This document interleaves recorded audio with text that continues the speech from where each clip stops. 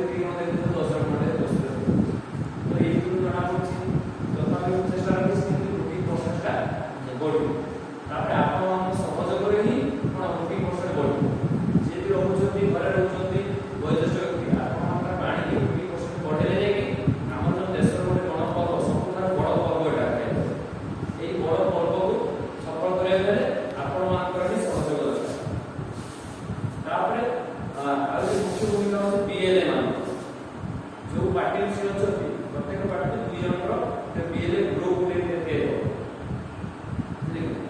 ତ ସେଥିପାଇଁ ମୁଁ କାଲି ଫୋନ୍ କରିଥିଲି ଆପଣଙ୍କର ଯିଏ ଅଛନ୍ତି ନେତା ଯିଏ ଅଛନ୍ତି ତାଙ୍କୁ ସବୁ ଫୋନ୍ କରିଥିଲି। ସେ ମତେ କହିଥିଲେ ପିଏଲ୍ଏ ମାନେ ଉପସ୍ଥିତ ରହିବେ, କିନ୍ତୁ ଦେଖିଲେ 2 ଜଣ ଅଛନ୍ତି ଉପସ୍ଥିତ, ଆଉ 2 ଜଣ ପିଏଲ୍ଏ ଆସିନାହାନ୍ତି। କୌଣସି କାରଣରୁ ଆସିନାହାନ୍ତି, ତାଙ୍କ ଗୋଟେ ଗ୍ରୁପ୍ଟେ ହେବ। ବୁଝିଲେ କି ମୁଖ୍ୟ ଜିନିଷ ସେଟା। ଆଉ ଯେଉଁମାନେ ନୂଆ ଭୋଟର ରହିଲେ ଆପଣଙ୍କ ଗାଁରେ ଯେ ପିଲା ନୂଆ ଭୋଟର 18 ବର୍ଷ ଅଧିକ ଅଛି କିନ୍ତୁ ସେ 2023 ଭୋଟ ଦେଇନଥିଲା, ତାପରେ ସେ ଭୋଟର ଲିଷ୍ଟ ଆସିଛି, ତାଙ୍କୁ ଯେମିତି କହିବେ ସେ ନିଶ୍ଚିତ ପୁରା 100% ସେ ଆସିକି ଭୋଟ କେନ୍ଦ୍ରରେ ଭୋଟ ଦେବେ ଆଉ ପରସେଣ୍ଟଟା ବଢ଼େଇବେ। ତ ଆଉ ଯଦି କିଛି ଡାଉଟ୍ ଅଛି ମୋତେ କୁହନ୍ତୁ। ଏଇ 2ଟା ଜିନିଷ ଥିଲା ଆମର ମୁଖ୍ୟ ଜିନିଷ। ଆପଣ ଡାଉଟ୍ କରିଥିଲେ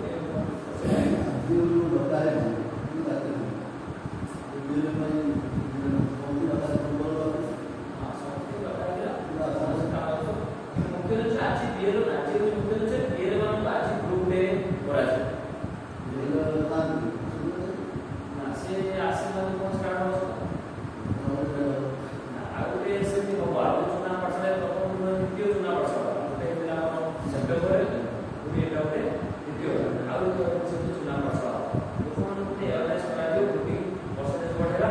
आ मुख्य मुख्य से पिएल्ए मान मुख्य से मान ही लोकमान जणे BL बूथ लेवल एजेंट मुझे BL बूथ लेवल ऑफिसर मो काम होची जो कलेक्शन करबी नुआ जो मानकर के मृत हो गले आ बीडेट में ताको कलेक्शन करबी पुलिस ताको मुसेर हमरो ये सुपरवाइजर देबी बीडेट में अप्लाई करबी। तो ये दिस तो हम नेक्स्ट जो हमरो अवचना वर्षा अधिक के प्रेजेंट करियो।